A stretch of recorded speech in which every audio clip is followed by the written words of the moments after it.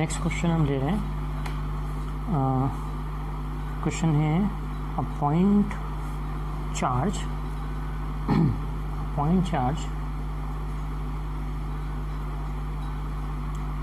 causes an electric flux. A point charge causes an electric flux of minus 1.0 into 10 to the power 3 Newton meter square per coulomb to pass through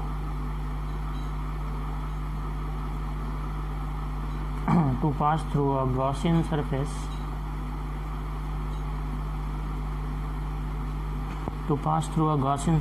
of 10.0 centimeter radius centered on the charge.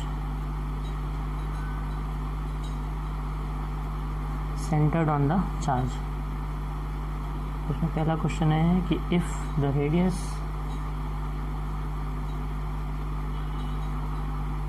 were doubled,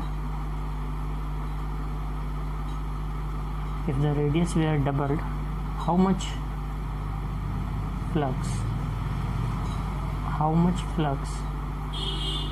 would pass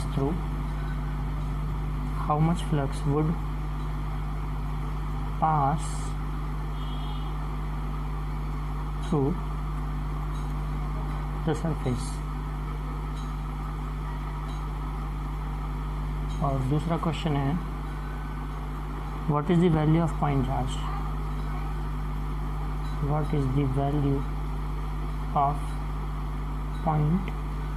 charge. दो question है. क्या दिया है question में, देखिए electric flux की value given है, एक पॉइंट चार्ज की इलेक्ट्रिक फ्लक्स की वैल्यू गिवन है. ये फ्लक्स कहाँ से पास हो रहा है, एक गॉसियन सरफेस से जिसकी रेडियस 10 सेंटीमीटर है, centred on the charge. Centres on the charge का मतलब है चार्ज के सेंटर से 10 सेंटीमीटर रेडियस में से ये इलेक्ट्रिक फ्लक्स पास हो रहा है.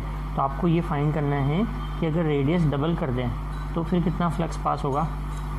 ओके. और सेकंड क्वेश्चन में पॉइंट चार्ज की वैल्यू क्या है. ठीक. तो न्यूमेरिकल्स को सॉल्व करने के मैं तरीके आपको इसे हर साल बताते आया हूँ, स्टूडेंट्स को पता है, जो स्टूडेंट्स रेगुलरली पढ़ रहे हैं मुझसे. न्यूमेरिकल क्वेश्चन को सॉल्व करने के लिए सबसे पहले गिवन वैल्यूज आप लिख लिया कीजिए जो क्वेश्चन में दी है. फिर आपको लगाना है कंसेप्ट कि इसमें कौन सा फार्मूला अप्लाई होगा, किस फार्मूले से ये सॉल्व हो सकता है. ठीक है. गिवन वैल्यू क्या है, फाई की वैल्यू गिवन है, फ्लक्स है ना, इन्हें फाई से रिप्रेजेंट होता है. नेगेटिव में है फाई की वैल्यू -1.0 है into 10 to the power 3 newton metre square पर कूलम. ये फ्लक्स गिवन है. ठीक है. अब हमें क्या फाइंड करना है, दो चीज़ें फाइंड करना है. तो पहले ये देखते हैं कि अगर क्वेश्चन में बोला था कि रेडियस अगर डबल कर देंगे उसकी गॉसियन सरफेस की रेडियस अगर आप डबल कर देंगे तो फिर उससे कितना फ्लक्स पास होगा. ठीक है. और दूसरे क्वेश्चन में आपको चार्ज की वैल्यू फाइंड करनी है. तो सोचिए कि फाई से हम चार्ज की वैल्यू कैसे फाइंड कर सकते हैं, है ना. गॉस थ्योरम के बारे में सोचें तो गॉस थ्योरम क्या होती है कि किसी भी गॉसियन सरफेस से पास होने वाला जो नेट इलेक्ट्रिक फ्लक्स है, यानी कि क्लोज्ड सरफेस है ना, वो नेट इलेक्ट्रिक फ्लक्स उस सरफेस के अंदर जितना चार्ज प्रेजेंट है उसका 1/ε0 टाइम्स होता है. यानी फाई इक्वल टू क्या होता है, Q/ε0. आपको फाई की वैल्यू गिवन है, Q निकालना है तो आप कौन सा फॉर्मूला लगाओगे, Gauss theorem, phi equal to Q/ε0. ठीक है. अब यहीं से हमें ये भी देखना है कि पहले क्वेश्चन के अकॉर्डिंगली कि अगर उसकी, जैसे मैं यहाँ पे एक डायग्राम बना के आपको समझाऊँ, तो ये एक पॉइंट चार्ज है ना, ये पॉइंट चार्ज है तो इससे इलेक्ट्रिक फील्ड निकल रही है, इलेक्ट्रिक लाइंस निकल रही हैं. तो हम एक पर्टिकुलर डिस्टेंस तक, जैसे r रेडियस तक हमने क्या मान लिया, एक ऐसा स्फेरिकल गॉसियन सरफेस अगर हम मान लें, हम चाहें r रेडियस का मान लें, r1 r2 r3 कितनी भी रेडियस का मान सकते हैं. हम चाहें तो इससे कम रेडियस का मान सकते हैं, हम चाहें तो इससे ज़्यादा रेडियस का मान सकते हैं. सपोज यहाँ पे चार्ज प्रेजेंट है, Q चार्ज प्रेजेंट है, तो इसके आसपास ये जो है ये क्या होगा, गॉसियन सरफेस. गॉसियन सरफेस से निकलने वाला इलेक्ट्रिक फ्लक्स, इलेक्ट्रिक फ्लक्स का मतलब होता है नंबर ऑफ इलेक्ट्रिक लाइन्स. ठीक है. तो इससे जितनी नंबर ऑफ इलेक्ट्रिक फ्लक्स निकलेगा, यानी इलेक्ट्रिक फ्लक्स निकलेगा इस सरफेस से, अगर मैं इसको कम कर दूं या बढ़ा दूं या और बढ़ा दूं तो इलेक्ट्रिक फ्लक्स की वैल्यू चेंज होगी क्या, फाई की? जी नहीं होगी, क्योंकि फाई का फॉर्मूला होता है Q/ε0, है ना. फाई इज इंडिपेंडेंट ऑफ, केवल फाई किस पर डिपेंड कर रहा है, चार्ज पे, कि चार्ज की वैल्यू क्या है, चार्ज जितना ज़्यादा होगा फाई उतना ज़्यादा होगा फ्लक्स। तो phi is independent of shape of Gaussian surface. Gaussian surface के शेप पर डिपेंड नहीं करता है phi. Therefore value of phi will remain same, यानी जो वैल्यू थी बस वही रहेगी फाई की, -1.0 इंटू 10⁻³ न्यूटन मीटर स्क्वायर पर कूलम। क्वेश्चन 1 का ये हो गया सॉल्यूशन। पूछा था कि रेडियस को अगर डबल कर दें ना तो फिर क्या वैल्यू हो जाएगी, चेंज हो जाएगी, तो सेम रहेगी वैल्यू। सेकंड क्वेश्चन में आपसे क्यू पूछा है, मैंने कहा यही वाला फार्मूला आप लगाइए, क्यू इज इक्वल टू क्या हो जाएगा, फाई इंटू एप्सिलॉन 0। फाई की वैल्यू है -3.0 इंटू 10⁻³ इंटू एप्सिलॉन 0 की वैल्यू क्या होती है, ठीक है, वो आपको याद रखनी पड़ेगी। मैंने सबसे सेकंड लेक्चर में स्टार्ट किया था टॉपिक, तो आपको बताया था 8.85 इंटू 10⁻³ होती है -12। इन दोनों को मल्टीप्लाई कर दीजिए, ठीक है, इन दोनों का मल्टीप्लिकेशन कर दीजिए। 8.85 इंटू 10⁻12 से मल्टीप्लाई हो जाएगा, तो माइनस में वैल्यू आएगी, यानी क्यू होगा आपका नेगेटिव, माइनस में आएगा ये। और इसको सॉल्व करके देख लीजिएगा कि क्या वैल्यू आ रही है मल्टीप्लिकेशन करके, ठीक है।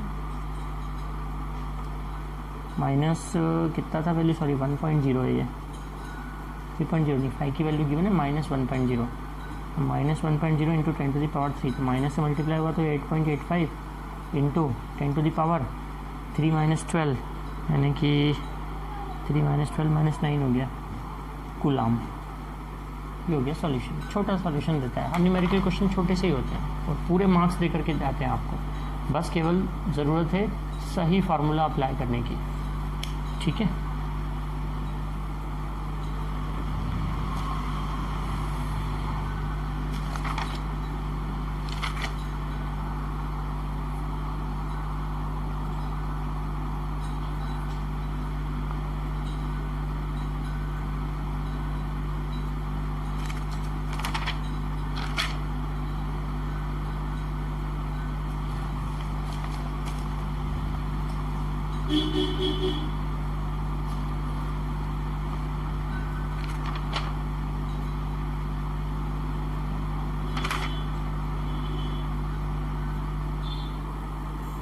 नेक्स्ट क्वेश्चन आपको दिख रहा है, अच्छा क्वेश्चन है और इम्पोर्टेंट क्वेश्चन भी है। आपको इस क्वेश्चन में क्या फाइंड करना है, 2 लार्ज प्लेट्स हैं, मेटल थिन प्लेट्स हैं, क्वेश्चन में गिवन है 2 large thin plates are parallel and close to each other. 2 plates हैं, दोनों एक दूसरे के क्लोज रखी हुई हैं और दोनों एक दूसरे के पैरेलल भी रखी हुई हैं। दोनों पे जो सरफेस चार्ज डेंसिटी है वो सेम है, लेकिन साइन अपोजिट है बस। सरफेस चार्ज डेंसिटी गिवन है 17.0 इंटू 10⁻⁻22 कूलम पर मीटर स्क्वायर, ये सरफेस चार्ज डेंसिटी है, लेकिन अपोजिट है, एक पर पॉजिटिव और एक पर नेगेटिव। आपको फाइंड करनी है इलेक्ट्रिक फील्ड की value, what is E for electric field. You have to find electric field in the outer region of first plate, outer region of second plate and between the plates. अब इसको किस तरीके से समझें हम, diagram से ज़्यादा अच्छे समझ में आएगा। सपोज ये एक प्लेट है, ऐसे 2 मेटेलिक प्लेट्स हैं, दूसरी प्लेट हो गई है, दोनों एक दूसरे के क्लोज रखी हुई है। मैं थोड़ा दूर दूर बना रहा हूँ ताकि आपको क्लियर समझ में आए डायग्राम। ये 2 प्लेट्स हैं, इन दोनों पे सरफेस चार्ज डेंसिटी, एक पे हम मान लेते हैं कि प्लस सिग्मा है और दूसरे पे minus sigma. Surface charge density को सिग्मा से रिप्रेजेंट करते हैं, तो एक पर प्लस सिग्मा, एक पर हम माइनस सिग्मा मान लेते हैं, ठीक है।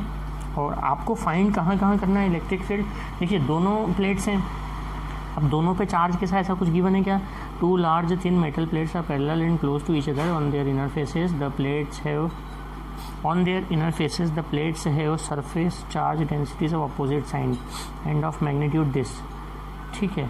अब ये चार्ज प्लेट है तो दोनों पर सेम चार्ज ही होगा, ऐसा नहीं कहा कि प्लेट्स पर कैसा चार्ज है, अपोजिट चार्ज है, ठीक है।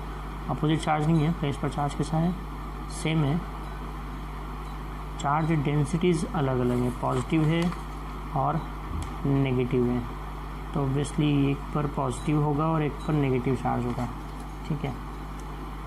प्लस है, देखिए पूरी प्लेट पर प्लस चार्ज है,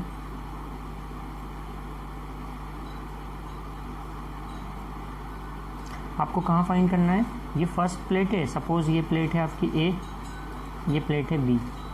इस प्लेट के आउटर रीजन में, मतलब इधर है, मान लेते हैं यहाँ पे फाइंड करना है, ये पी पॉइंट हुआ। और फिर सेकंड क्वेश्चन है outer region of second plate. Second plate का आउटर रीजन इधर होगा, मान लीजिए इधर है, ये क्यू पॉइंट पे फाइंड करना है। और फिर तीसरा क्वेश्चन है between the plates. Between the plates मतलब यहाँ फाइंड करना है, इस पॉइंट को हमने मान लिया आर। ये फर्स्ट रीजन हो गया आपका, ये सेकंड रीजन हो गया, और ये थर्ड रीजन हो गया। ये 3 रीजन है ना। अब पहले हम ये देखते हैं कि इलेक्ट्रिक फील्ड की वैल्यू, इलेक्ट्रिक फील्ड की डायरेक्शन क्या होगी। यहाँ पे डायरेक्शन बहुत मैटर करती है कि डायरेक्शन किस तरफ है इलेक्ट्रिक फील्ड की, ठीक है। तो इस प्लेट के थ्रू इलेक्ट्रिक फील्ड की जो डायरेक्शन है, इस प्लेट के थ्रू इलेक्ट्रिक फील्ड की डायरेक्शन ऐसे प्लस है ना, तो हम इधर की तरफ लेते हैं। ये इस प्लेट से इलेक्ट्रिक फील्ड की डायरेक्शन ये होगी आपकी सपोज E1। तो इस डायरेक्शन में E1 है, यानी कि इस डायरेक्शन में क्या होगी -E1। डायरेक्शन आप चेंज कर दोगे क्योंकि वेक्टर क्वांटिटी है। इस डायरेक्शन में +E1 है, तो इस डायरेक्शन में कितनी हुई -E1 है। वैसे ही इस पर भी चार्ज है, सिर्फ चार्ज डेंसिटी नेगेटिव है, हाँ चार्ज नहीं है, चार्ज तो प्लस ही है दोनों प्लेट पे। तो ड्यू टू दिस प्लेट है ना, इलेक्ट्रिक फील्ड की डायरेक्शन इधर है पॉजिटिव में E1। Due to this plate वही हम मानते हैं कि इस डायरेक्शन में इस प्लेट के कारण इलेक्ट्रिक फील्ड है E2 की डायरेक्शन भी इधर ही है, और ये डायरेक्शन किसकी हो जाएगी -E2 की। मतलब पॉजिटिव की डायरेक्शन हमने लेफ्ट साइड में मान ली, नेगेटिव की डायरेक्शन हमने राइट साइड में मान ली, दोनों प्लेट्स के लिए। दो इस प्लेट के कारण इंटेंसिटी E1, और due to second plate the intensity is E2। Direction of E1 and E2 both are in the left hand side, and the direction of -E2 and -E2 is in the right hand side, ठीक। अब आपको find करना है electric field की value. तो सबसे पहले तो आपको कि फार्मूला क्या अप्लाई करना पड़ेगा, ठीक है, कि E1 और E2 के लिए फार्मूला क्या होगा। आप पहले E1 E2 निकाल लो, तो आप आसानी से तीनों क्वेश्चन की वैल्यू फाइंड कर लोगे, ठीक है। कि E1 E2 क्या होगा, ये एक आपने एप्लीकेशन पढ़ा है गॉसेस थ्योरम का, जो हमने एप्लीकेशन पढ़ाया था कि electric field due to infinite plane sheet of charge, ठीक है। तो इलेक्ट्रिक फील्ड की वैल्यू क्या आई थी, E = आया था σ/2ε0, यह आया था E = σ/2ε0, है ना। तो यहाँ से ये वैल्यू रख के आप सबसे पहले फाइंड कर लीजिए कि क्या आता है आंसर आपका। सिग्मा की वैल्यू 17 × 10⁻22, 17 नहीं 1.7 है ना, 1.7 × 10⁻²। लेट मी चेक, 1.7 है कि 17 है, 17 है, 1.7 नहीं है, 17 है, सॉरी 17 × 10⁻22/2 इंटू ε0। ε0 की वैल्यू, या तो आप ε0 को ε0 रहने दीजिए, बाद में इसको प्लस कर देना। ये ε0 की वैल्यू होती है 8.85 × 10⁻12 है ना। इस पूरे को हम सॉल्व कर लेते हैं, क्योंकि चेंज क्या होगा, सिर्फ सरफेस चार्ज डेंसिटी चेंज होगी, प्लस और माइनस का साइन का डिफरेंस रहेगा, बाकी कोई डिफरेंस नहीं रहेगा, है ना। बाकी कुछ भी डिफरेंस नहीं रहेगा, केवल प्लस माइनस साइन का डिफरेंस रहेगा। तो जैसे मैं अगर इसको σ1 मान लूँ, इसको σ2 मान लूँ, तो ये E1 मतलब कि σ1 हो गया, ठीक है। मैं E1 की वैल्यू फाइंड कर रहा हूँ, इससे σ1, इससे σ2 ले लीजिए आप। तो E1 यानी कि σ1 हुआ /2ε0। इसका सॉल्व करके हम देखते हैं क्या आंसर आता है।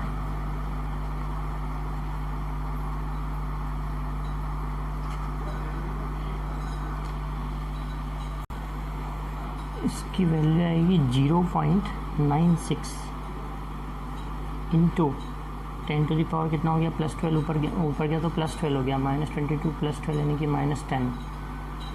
तो इसको स्टैंडर्ड फॉर्म में हम ऐसा लिख सकते हैं 9.6 इंटू 10⁻11, ठीक है। ई की वैल्यू ये न्यूटन पर कूलम, ये E1 है, तो E2 क्या होगा, σ2/2ε0। σ2 की वैल्यू माइनस में, -17 इंटू 10⁻22/2 इंटू 8.85 इंटू 10⁻12। इसको आप सॉल्व करेंगे तो माइनस में आएगी वैल्यू, ये 9.6 इंटू 10⁻11 न्यूटन पर कूलम। तो पहले आपने E1 E2 निकाल दिया। E का फार्मूला σ/2ε0, एप्लीकेशन है गॉसेस थ्योरम का, electric field due to infinite plane sheet of charge, वो वाला फार्मूला हमने लगाया है यहाँ पे E फाइंड करने के लिए इलेक्ट्रिक फील्ड। अब अलग अलग पॉइंट पे जो हमें फाइंड करना है, जैसे P पर हमें फाइंड करना है ना, तो P को देखिए, P पे इलेक्ट्रिक फील्ड क्या होगी, 2 प्लेटें है ना, तो P पॉइंट पर निकालना। P पॉइंट किधर है, यहाँ है, तो E1 की डायरेक्शन क्या है, due to this plate A and due to this plate B, क्या हो जाएगा E1 + E2। दोनों की डायरेक्शन सेम है, पी की तरफ तो E1 की इधर भी डायरेक्शन है, E2 की भी इसी तरफ है डायरेक्शन।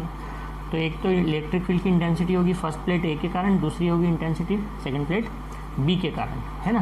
तो फर्स्ट जो क्वेश्चन है आपका ए, उसमें आपको पी पॉइंट पे फाइंड करना चाहिए इलेक्ट्रिक फील्ड, तो वो क्या होगी E1 प्लस E2, है ना, E1 प्लस E2 होगी।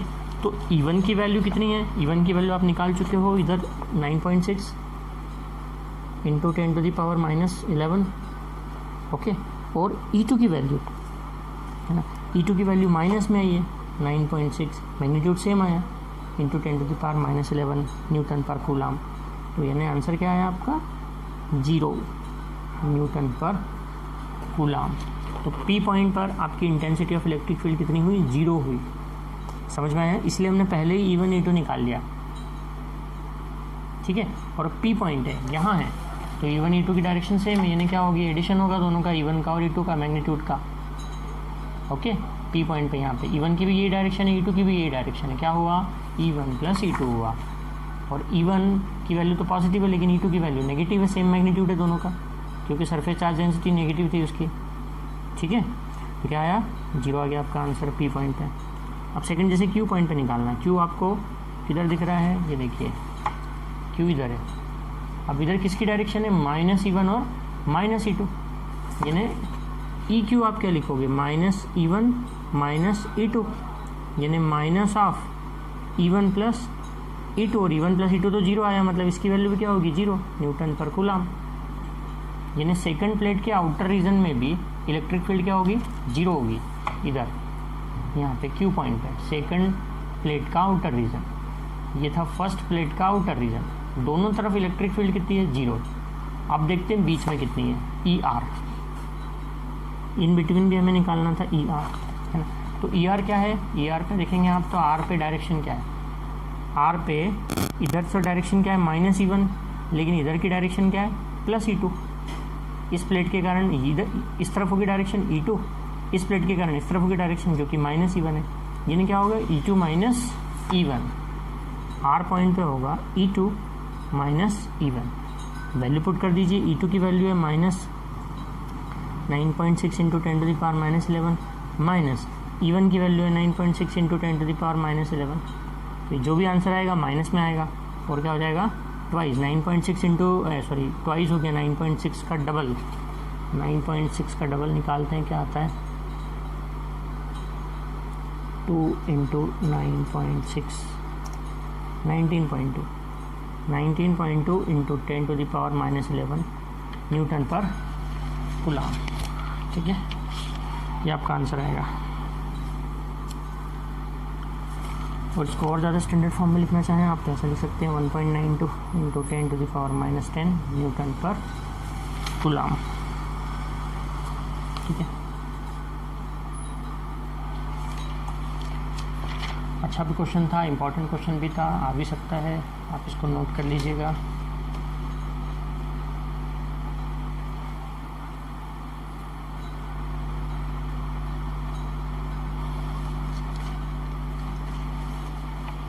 इधर से नोट कर लीजिएगा, इस क्वेश्चन को पूरा यहाँ से पॉज करके कर लीजिएगा फिर।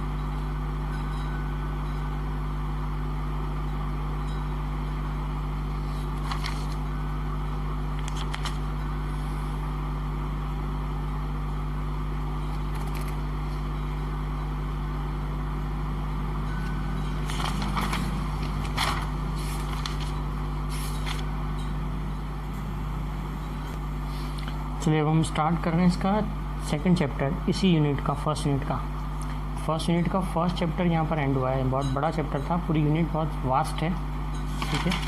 फर्स्ट यूनिट के 2 चैप्टर हैं। पहला चैप्टर अभी एंड हुआ है केवल, जिसमें आपने इलेक्ट्रिक फील्ड, इलेक्ट्रिक चार्ज और इलेक्ट्रिक फील्ड को स्टडी किया था। अब आपका इसी यूनिट का, यानी कि यूनिट नंबर 1 का ही सेकंड चैप्टर हम स्टार्ट कर रहे हैं। यूनिट नंबर 1 इलेक्ट्रोस्टैटिक्स का, chapter number 2 electric potential and capacitance. इसमें 2 टॉपिक हमें स्टडी करना है, electric potential and capacitance. Chapter number 2 first unit का ही है, ठीक है। तो सबसे पहले ये समझते हैं कि क्या होता है इलेक्ट्रिक पोटेंशियल। क्लास 10 को याद कीजिए, इलेक्ट्रिसिटी चैप्टर। वहाँ आपने पढ़ा था सबसे पहली बार कि इलेक्ट्रिक पोटेंशियल क्या होता है, क्लास 10th में इलेक्ट्रिसिटी चैप्टर में। इलेक्ट्रिक पोटेंशियल का मीनिंग ही क्या होता है? पोटेंशियल का मीनिंग ये होता है कि जब आप वर्क डन करते हैं, किसी भी टाइप का जब आप वर्क डन करें, तो वो वर्क डन स्टोर हो जाता है, यानी कि वो वर्क डन एक्चुअली कन्वर्ट हो जाता है किसमें, एनर्जी में। जो आप वर्क डन करते हैं, यानी कि कोई मैकेनिकल वर्क डन आप करते हैं, तो वो वर्क डन एनर्जी में कन्वर्ट होता है, ठीक है। ये आप जानते ही हैं पहले से। अब यहाँ इलेक्ट्रिसिटी में इलेक्ट्रिक फील्ड की बात कर रहे हैं और स्टैटिक चार्ज की बात कर रहे हैं। तो सपोज़ ये किसी एक स्टैटिक चार्ज Q की इलेक्ट्रिक फील्ड है ना। हर चार्ज के आसपास, पॉइंट चार्ज के आसपास उसकी एक इलेक्ट्रिक फील्ड होती है।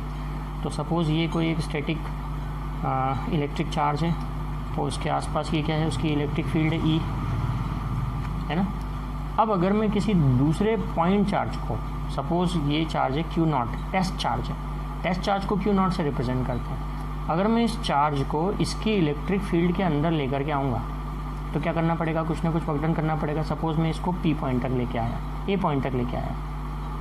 सपोज़ मैं इस टेस्ट चार्ज को A पॉइंट तक लेके आया, तो A पॉइंट तक लाने में, ये पॉइंट कहाँ है, इस इलेक्ट्रिक फील्ड के अंदर है। तो इसको इनफाइनाइट से, सपोज़ बहुत दूर से लेकर के आ रहे हैं हम, इनफाइनाइट से इस इलेक्ट्रिक फील्ड के अंदर किसी पॉइंट तक लाने में मुझे जितना वर्क डन करना पड़ेगा ना, उसी वर्क डन को हम क्या कहते हैं, इलेक्ट्रिक पोटेंशियल। समझ में आया क्या है इलेक्ट्रिक पोटेंशियल, ठीक है। इसको हम अगर लैंग्वेज के फॉर्म में लिखें, तो इसको लैंग्वेज के फॉर्म में आप इस तरीके से लिख सकते हैं कि electric potential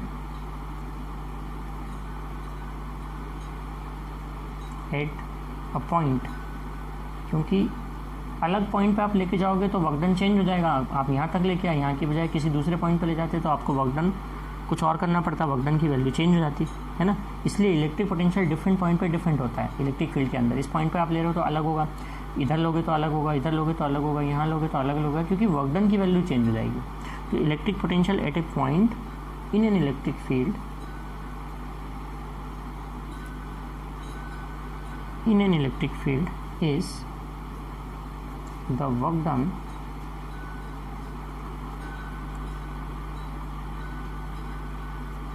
on a unit positive test charge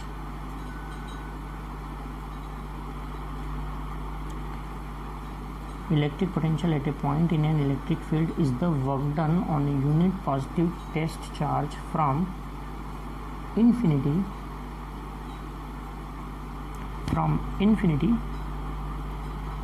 to that point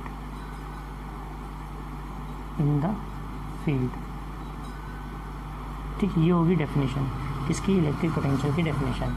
electric potential क्या है, किसी भी यूनिट पॉजिटिव टेस्ट चार्ज को आप इनफाइनाइट से इलेक्ट्रिक फील्ड के अंदर किसी पॉइंट तक लाने में जितना वर्क डन करते हो, उसी को क्या कहते हैं, इलेक्ट्रिक पोटेंशियल। और इसको रिप्रेजेंट करते हैं V से, कैपिटल V से, यानी capital V is equal to क्या होगा, W/Q, Q0। टेस्ट चार्ज की बात लेते तो Q0 लिख देंगे, ठीक है। इसकी SI यूनिट क्या होगी, volt. SI unit is volt. कैसी क्वांटिटी है ये, स्केलर, क्योंकि वर्क डन स्केलर क्वांटिटी होती है। Q चार्ज है वो भी स्केलर है, इट इज स्केलर क्वांटिटी, यानी कि इलेक्ट्रिक पोटेंशियल स्केलर क्वांटिटी है, ठीक है। अब अगर जैसे आप A पॉइंट तक ले गए इलेक्ट्रिक फील्ड के अंदर, यहीं से आपको किसी दूसरे पॉइंट तक लेके जाना है, उसको B पॉइंट तक लेके जाना है ना। तो पोटेंशियल डिफरेंस किसको कहते हैं, पोटेंशियल डिफरेंस, मतलब वी बी, यहाँ पे इसलिए V B minus V A होगा पोटेंशियल डिफरेंस, कि ए से बी पॉइंट तक लाने में आपको जितना वर्क डन करना पड़ा, work done from A to B, किस पे करना पड़ा, क्यू नॉट टेस्ट चार्ज पे करना पड़ा, उसी को क्या कहोगे आप, पोटेंशियल डिफरेंस कहोगे। ठीक है, इसे कहते हैं पोटेंशियल डिफरेंस की इलेक्ट्रिक फील्ड के अंदर उस टेस्ट चार्ज को या पॉजिटिव यूनिट चार्ज को आप एक पॉइंट से दूसरे पॉइंट तक ले जाते हैं, तो जो वर्क डन आपको करना पड़ता है ना, उन दोनों पॉइंट के बीच में, उसी को आपको कहोगे पोटेंशियल डिफरेंस कहोगे, है ना। आप यहाँ पे चार्ज को ए से बी तक ले गए तो V B minus V A को आप क्या कहोगे, पोटेंशियल डिफरेंस। ठीक है, ठीक है, आपने समझा कि पोटेंशियल डिफरेंस क्या है, पोटेंशियल क्या होता है, ये कैसी क्वांटिटी है, इसका यूनिट क्या होता है, वोल्ट होता है। तो अगर आप देखें तो 1 वोल्ट इक्वल टू क्या होगा, यहाँ से volt, 1 volt equal to W यानी कि वर्क डन यानी कि जूल, 1 जूल अपॉन क्यू क्या चार्ज यानी 1 कूलम। तो 1 वोल्ट को आप किस तरीके से डिफाइन कर सकते हैं कि if 1 joule of work is done on 1 coulomb of charge in an electric field then the potential is known as 1 volt. क्या कह रहा हूँ मैं, if 1 joule of work is done on 1 coulomb of charge in an electric field then the electric potential is known as 1 volt. ठीक है, 1 volt electric potential कब बोलते हैं, जब 1 कूलम चार्ज को इलेक्ट्रिक फील्ड के अंदर किसी पॉइंट तक लाने में 1 जूल वर्क डन करना पड़े, तो उस पॉइंट पे जो इलेक्ट्रिक पोटेंशियल होता है वो होता है 1 वोल्ट। ठीक है, तो इलेक्ट्रिक पोटेंशियल का बेसिक मीनिंग समझ में आ गया आपको कि इलेक्ट्रिक पोटेंशियल का मतलब क्या होता है। W अपॉन क्यू नॉट इसका फार्मूला हुआ, किसी चार्ज पे जो वर्क डन आप करते हो इलेक्ट्रिक फील्ड के अंदर लाने के लिए, उसी को आप इलेक्ट्रिक पोटेंशियल कहते हो। Unit is volt, quantity is scalar. ठीक है, अब हम समझते हैं किसी पॉइंट चार्ज के कारण इलेक्ट्रिक पोटेंशियल कितना होगा। अगर आपको किसी रैंडम पॉइंट पे फाइंड करना है पोटेंशियल तो क्या होगा, मैं क्या फाइंड करने वाला हूँ, electric potential due to a point charge, electric potential due to a point charge. ठीक है, तो सपोज ये कोई एक पॉइंट चार्ज है, प्लस क्यू यहाँ रखा हुआ है, इससे आर डिस्टेंस पे पी पॉइंट है, यहाँ पे आपको फाइंड करना है कि पोटेंशियल कितना है, ये आर डिस्टेंस है। ठीक है, ये ओ पॉइंट पे रखा हुआ है, plus Q charge, point charge. आपको इस पॉइंट चार्ज से आर डिस्टेंस पे यानी कि इस पी पॉइंट पर फाइंड करना है कि इलेक्ट्रिक पोटेंशियल कितना होगा। ओके, तो आप क्या कर रहे हो, एक्चुअली इनफाइनाइट से एक चार्ज को लेके आ रहे हो। इनफाइनाइट से सपोज एक चार्ज को आप कहाँ तक लेके आए, से ए तक लेके आए, और इससे एक पॉइंट और बी है, और ये वेरी स्मॉल डिस्टेंस है डी एक्स। ए से बी के बीच का डिस्टेंस क्या है, वेरी स्मॉल डिस्टेंस है, डी एक्स डिस्टेंस है ना। आप कहाँ से लेके आ रहे हो एक चार्ज को, इनफाइनाइट से लेके आ रहे हो। आपको कहाँ तक लाना है चार्ज को, पी पॉइंट तक लाना है, लेकिन इसके बीच में कहीं किसी ए पॉइंट से लेके बी पॉइंट के बीच का स्मॉल डिस्टेंस कितना है, डी एक्स है। तो आपको फाइंड क्या करना है कि पोटेंशियल कितना है पी पॉइंट पे। तो इसका कंसेप्ट क्या होगा फाइंड करने का, कि ए से बी तक लाने में जितना वर्क डन करना पड़ा आपको, उसको क्या कर दोगे आप, इंटीग्रेट कर दोगे। ए से बी तक लाने में जितना वर्क डन करना पड़ा ना, उसे आप क्या कर दीजिए, इंटीग्रेट कर दीजिए, है ना। तो टोटल वर्क डन आ जाएगा कि पी तक लाने में कितना करना पड़ेगा।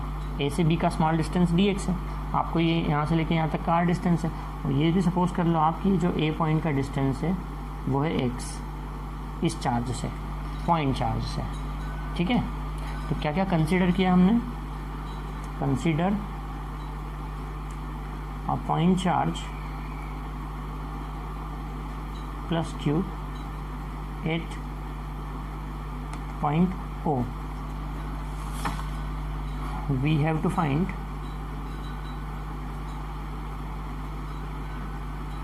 electric potential at a point P at a distance R from O. ठीक है, let a test charge Q naught is brought from infinite to a point A at a distance x from O. सब कुछ मैंने अभी जो आपको बताया वो लैंग्वेज के फॉर्म में, अपनी लैंग्वेज में हमने क्या लिख दिया, ठीक है, कि क्या क्या कंसिडरेशन हमने किया। तो इलेक्ट्रिक पोटेंशियल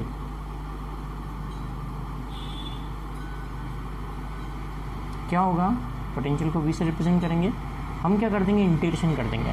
कहाँ से कहाँ तक, इन्फिनिटी टू r, क्योंकि आप इनफाइनाइट से लेके आ रहे हो, इनफाइनाइट डिस्टेंस पे है क्यू नॉट चार्ज, आपको कहाँ तक लेके आना है, r डिस्टेंस तक लेके आना है उसको, ठीक है।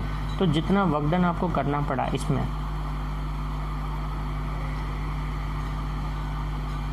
उसका क्या कर दोगे आप, सम कर दोगे, ठीक है। तो वर्क डन का क्या करोगे आप, इंटीग्रेशन करोगे। वर्क इक्वल टू होता है फोर्स इंटू डिस्प्लेसमेंट। वर्क क्या होता है, फोर्स इंटू डिस्प्लेसमेंट। मतलब आप क्या लिखोगे, F dot D x, F dot D x, force into displacement. ये स्मॉल डिस्प्लेसमेंट जो हमने फिगर में बनाया था ना, इधर ए टू बी डी एक्स लिया हमने वो, ठीक है, एफ डॉट डी एक्स। अब एफ क्या है, force, coulomb force. Coulomb force कितना होता है, 1/4πε0 Q1 Q2। अब इसमें एक चार्ज है Q और दूसरा चार्ज है Q नॉट। जो सेंटर पर रखा है चार्ज, जिसकी इलेक्ट्रिक फील्ड है वो प्लस Q है। दूसरा आप क्या लेके आ रहे हो, टेस्ट चार्ज लेके आ रहे हो, Q नॉट इनफाइनाइट से लेके आ रहे हो। इस Q नॉट को आप इनफाइनाइट से लेके आ रहे हो, तो एक चार्ज Q है, दूसरा चार्ज क्या है, Q नॉट है ना। तो फोर्स क्या होता है, 1/4πε0 Q1 Q2/r², ठीक है। तो ए पॉइंट पे इसकी डिस्टेंस कितनी है, x है, तो x², क्योंकि x के रिस्पेक्ट में हम इंटीग्रेशन करेंगे फिर, है ना। तो आप बाकी कांस्टेंट वैल्यूज़ को आप बाहर ले लीजिए, 1/4πε0 Q into Q naught integration infinity to r हुआ 1/x² dx, ठीक है। अब इसका इंटीग्रेशन करना पड़ेगा, तो ये x की पावर क्या हो जाएगी, -2 ऊपर जाके, x की पावर -2 का integration, x to the power n का formula, x to the power n+1 upon n+1, यानी x to the power -2 + 1 upon -2 + 1, ये इंटीग्रेशन होगा। x to the power n का फार्मूला लगाएंगे तो लिमिट लगेगी अपर और लोअर, इन्फिनिटी टू r, है ना। तो 1/4πε0 Q इंटू Q नॉट। अब देखिए क्या हो जाएगा, -1, x की पावर -1 अपॉन -1, यानी ये हुआ -1/x। x to the power -1 को डिनोमिनेटर में ले जाइए, x टू दी पावर +1 हो गया, ये -2 + 1 यानी कि -1, माइनस का साइन लगेगा। अब आप लगा दीजिए अपर लिमिट और लोअर लिमिट, ठीक है। 1/4πε0 Q into Q not, upper limit क्या है, r है, तो r लिखा आपने माइनस, और एक माइनस ये तो हो जाएगा प्लस, लोअर लिमिट क्या है, इनफाइनाइट, ठीक है, लोअर लिमिट है इनफाइनाइट। तो इलेक्ट्रिक पोटेंशियल क्या हुआ, -1/4πε0। ये तो क्या निकाल रहे हो आप, एक्चुअली वर्क डन निकाल रहे हो, ठीक है। ये क्या निकाल रहे हो आप, वर्क डन।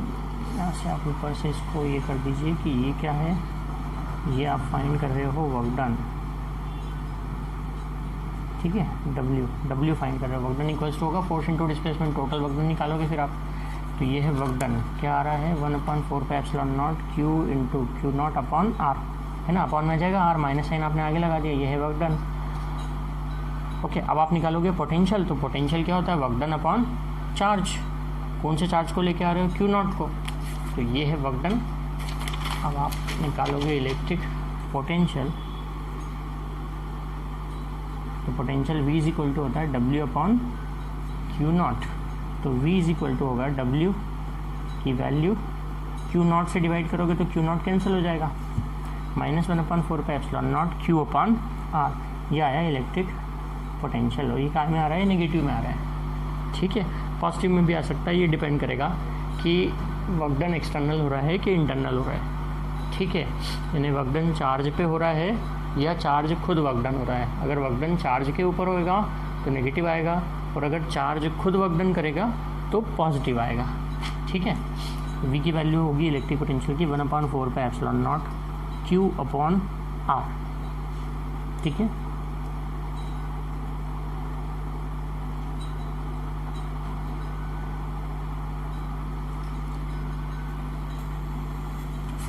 ये जो माइनस साइन है इसको भी अपन प्लस कर सकते हैं। देखिए यहाँ पे एफ डॉट डी एक्स है, ए डॉट बी का फॉर्मूला होता है A B cos theta, A dot B का फॉर्मूला होता है ए बी कॉस थीटा। तो ये F D X cos 180 degree हो जाएगा, क्योंकि एफ और डी एक्स के बीच में, एफ है फोर्स, इन दोनों चार्ज के बीच में जो फोर्स लगेगा उसकी डायरेक्शन होगी इधर, क्योंकि अट्रैक्टिव फोर्स लगेगा, और डी एक्स की डायरेक्शन किधर इधर है। तो एफ और डी एक्स दोनों 180 डिग्री से है ऐसे, है ना। तो कॉस 180 डिग्री की वैल्यू क्या होगी, -1 होती है। तो एक माइनस साइन पहले से ही आगे चलेगा आपका ये, ठीक है। कॉस 180 डिग्री की वैल्यू -1 होती है, तो एक माइनस साइन आगे चलेगा पहले से ही। इस माइनस और ये माइनस क्या हो जाएगा, प्लस। यहाँ पे क्या कर दीजिए फिर, प्लस। तो ये क्या हो गया, प्लस, और यहाँ पे साइन क्या लगेगा आपका, माइनस का लगेगा। तो मतलब ओवरऑल वैल्यू काय में आएगी आपकी, प्लस में आएगी, +1/4πε0 Q/r बोल्ट, ठीक है। ये होगा आपका इलेक्ट्रिक पोटेंशियल का derivation due to a point charge. अब आगे हम एक डायपोल के कारण पोटेंशियल क्या क्या होगा डिफरेंट पॉइंट पे, उसके एक्सिस पे और इक्वेटोरियल पोजीशन में नेक्स्ट लेक्चर में वो फाइंड करेंगे। ओके।